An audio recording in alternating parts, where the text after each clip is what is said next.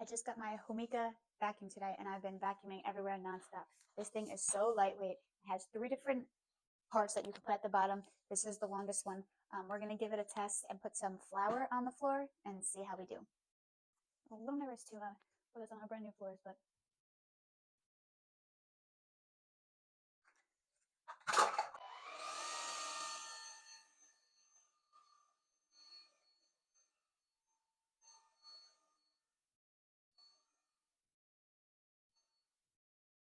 that was literally after going through it one time. You can see with my direct path. Go get yours while it is half off.